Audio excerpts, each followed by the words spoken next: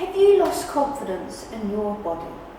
Hello, I'm Karyn from Pilates Body Centre, and today I'd like to talk to you about something that I think many people have experienced, but very few people actually talk about it. Have you ever felt like you've stopped trusting your body? Perhaps you've had an injury, an operation, an illness, or something completely unexpected. Physically, you recover. People tell you you're doing well. The doctors are happy. But somehow, you don't quite feel like yourself anymore. You begin hesitating before doing things that never used to bother you. You start wondering, can I still do that? And little by little, your confidence starts to disappear. A few years ago, I experienced something similar myself. Just after opening the studio, I needed unexpected surgery. Thankfully, everything went well and physically I recovered. But once I'd healed, I realised something had changed.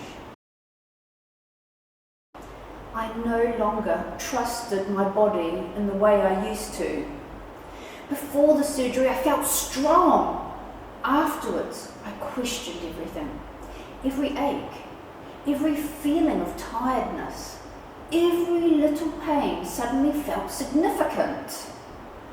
Looking back now, I realised I wasn't just rebuilding physically, I was rebuilding confidence. And I now see exactly the same thing in many people who come into the studio. Sometimes after surgery, sometimes after an injury, sometimes an illness, sometimes after persistent pain. The physical problem improves, but confidence doesn't always return at the same speed. What often happens is this. We become more cautious. We stop doing certain things. Perhaps we stop walking as far. We avoid getting down onto the floor. We become nervous about lifting heavier things. Not always because we physically can't, but because we're no longer sure that we can. And that's such an important difference. Because the less we trust our bodies,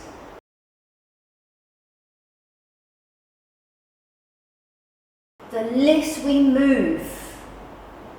And the less we move, the less capable we begin to feel. It's a cycle that's incredibly easy to fall into. And one thing that really surprises me was how much confidence affected the way I thought. I became much more aware of every sensation, every ache, every little twinge. It's almost as though your brain starts looking for problems all the time, and that can be exhausting. Looking back, I probably should have asked for help, but I didn't recognise it. Instead, I just thought I needed to keep pushing through. Now I understand that rebuilding confidence is just as important as rebuilding strength, and sometimes asking for support is part of the process. One of the biggest lessons I learned is that confidence suddenly doesn't come back one morning. It comes back through small experiences. One walk, one class, one moment where you suddenly realise that felt easier.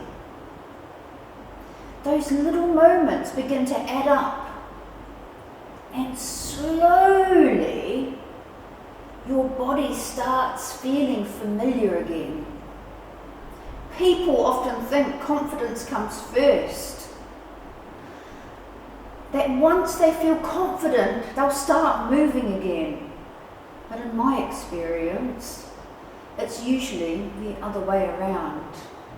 Confidence grows because we keep taking small steps, not huge steps, just consistent ones. That's why I often encourage people not to stop altogether if they're struggling. Perhaps your usual class feels too much right now. Maybe choose a gentler class.